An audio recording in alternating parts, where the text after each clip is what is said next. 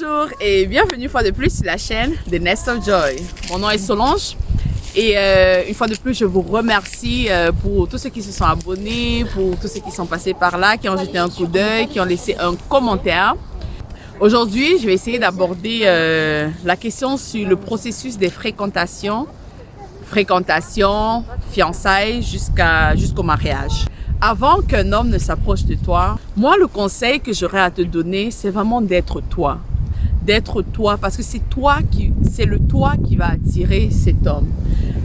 Si moi je sais que avant que celui qui est mon mari aujourd'hui ne s'approche de moi, qu'il me dise qu'il est intéressé par moi, je faisais ce que je devais faire pour le Seigneur. Si ça m'arrivait de crier, de danser, de sauter, j'étais juste moi, j'étais occupée à servir le Seigneur, j'étais occupée à chercher la face de Dieu, de vouloir plaire à Dieu.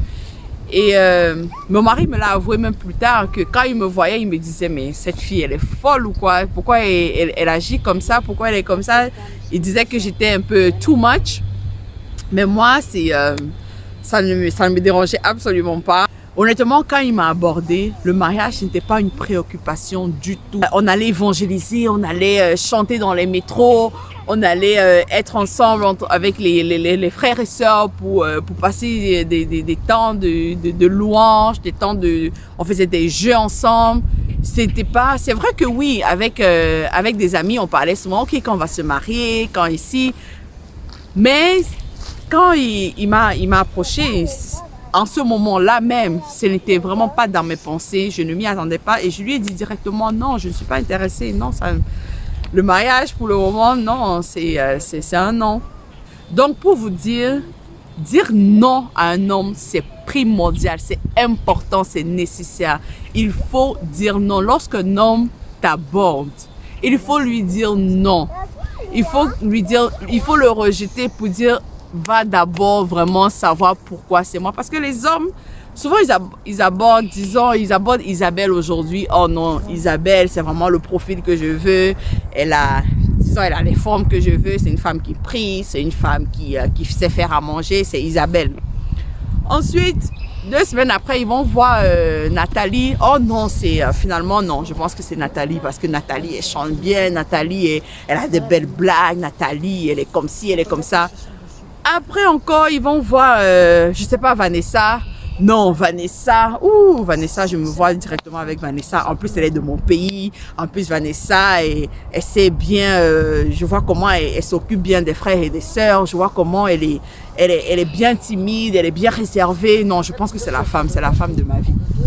Donc, quand tu lui dis non, il va vraiment faire une introspection.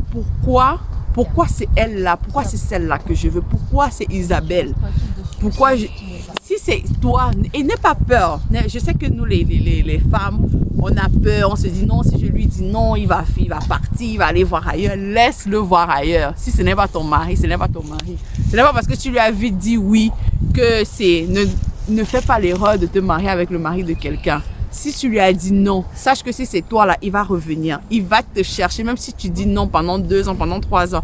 Il va te chercher, il va dire que non, celle-là. Celle-là, je dis qu'aujourd'hui, moi, Nathalie, je vous dis que c'est Nathalie, sinon je meurs. Sinon, c'est seulement elle. Donc, n'aie pas peur.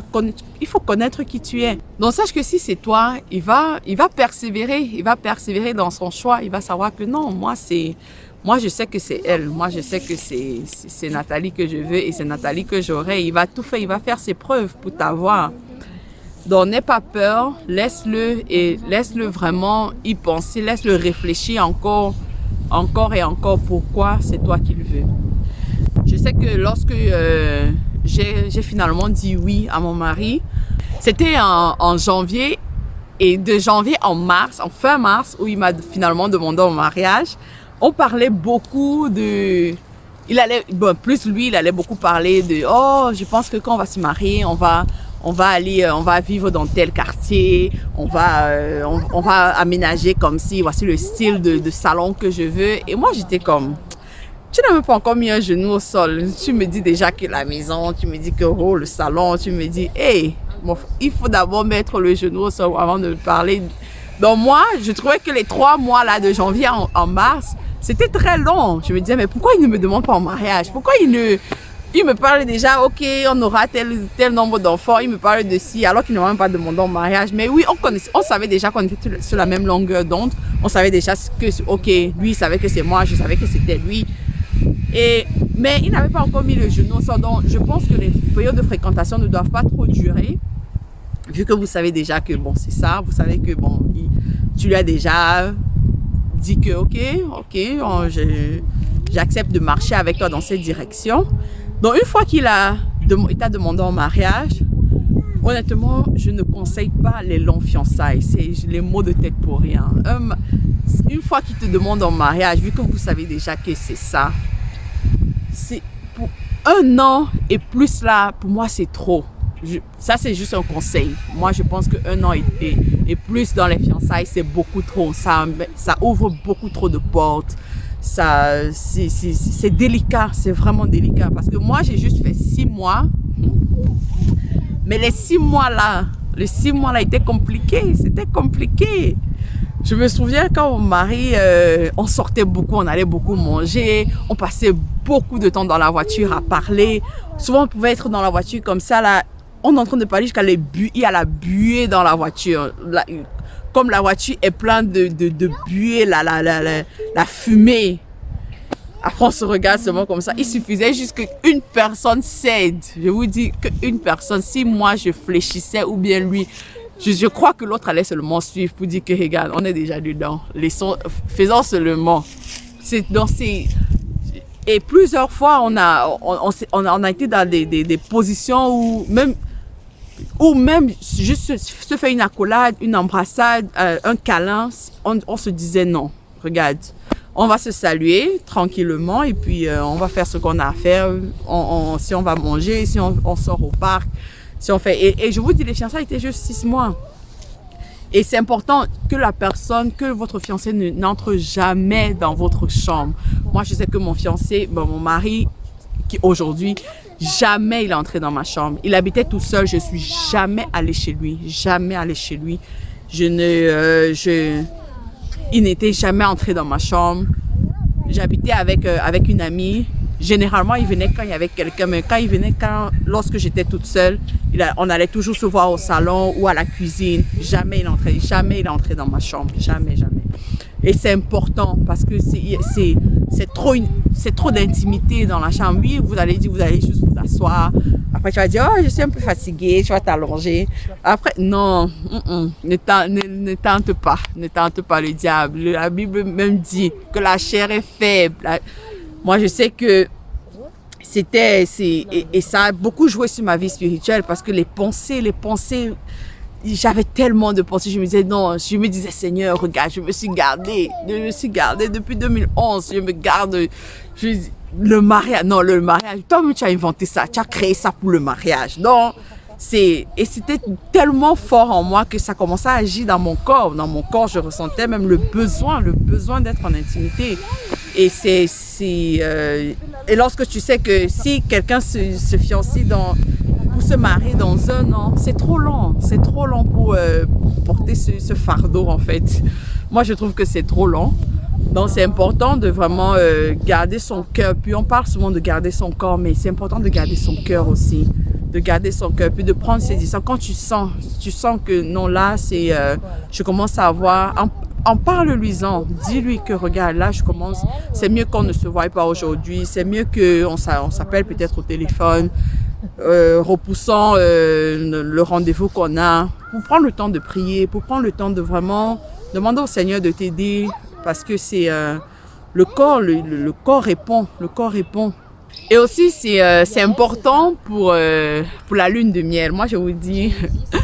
Moi, j'avais tellement hâte à ma lune de miel. Vraiment, j'avais tellement hâte. Et je rends grâce à Dieu parce qu'on a commencé à parler de lune de miel vraiment juste 1 semaine avant le mariage. 1 semaine. Je disais à mon mari ce que je voulais. Je voulais le jacuzzi.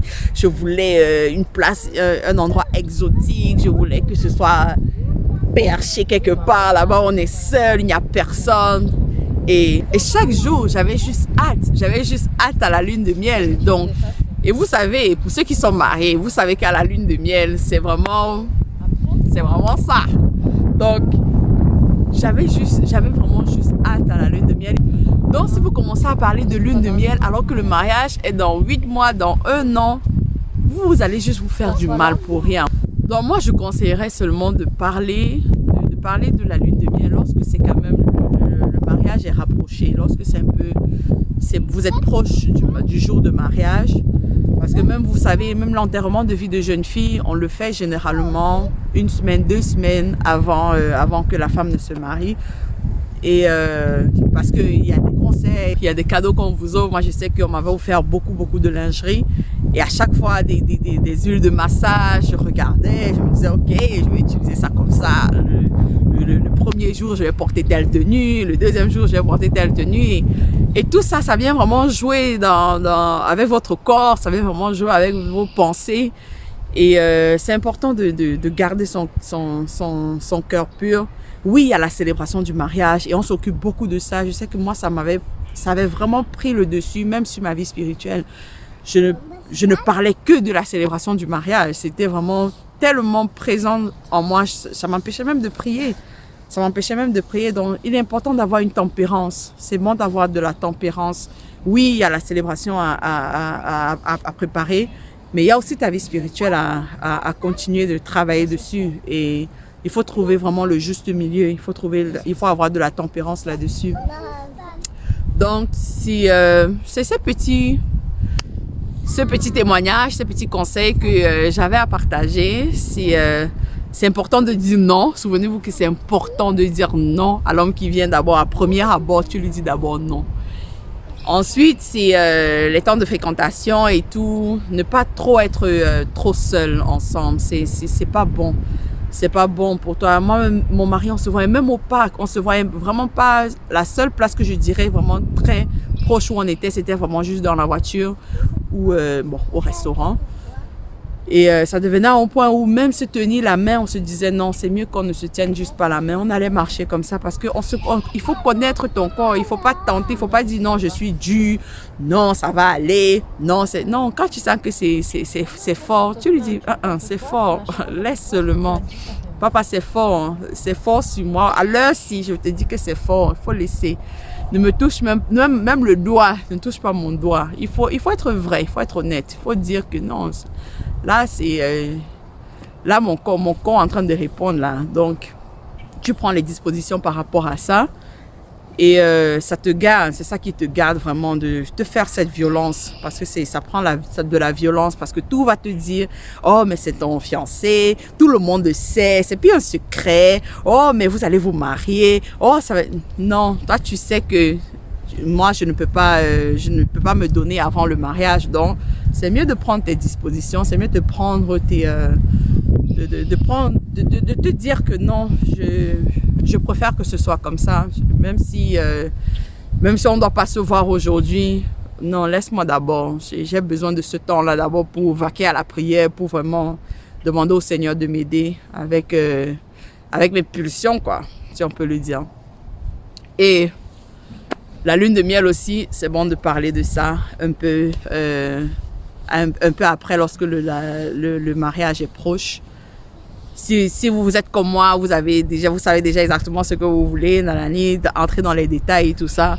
Donc, c'est bon de parler de ça quand c'est proche de la date, parce que ça reste dans ta tête. Tu n'as pas juste hâte. En fait, tu ne vis que pour ce jour. Tu commences à juste vivre pour ce jour. Et donc, c'est ça que je voulais partager. C'est ce petit partage que j'avais. Et j'espère que ça va bénir quelqu'un, que ça va encourager quelqu'un, que ça va aider quelqu'un. Alors n'oubliez pas de vous abonner, n'oubliez pas de laisser un commentaire si vous avez des questions, si vous avez un partage, comment ça s'est passé pour vous, celles qui sont déjà mariées. Et jusqu'à la prochaine fois, je vous souhaite une excellente journée, que le Seigneur vous bénisse. Bye!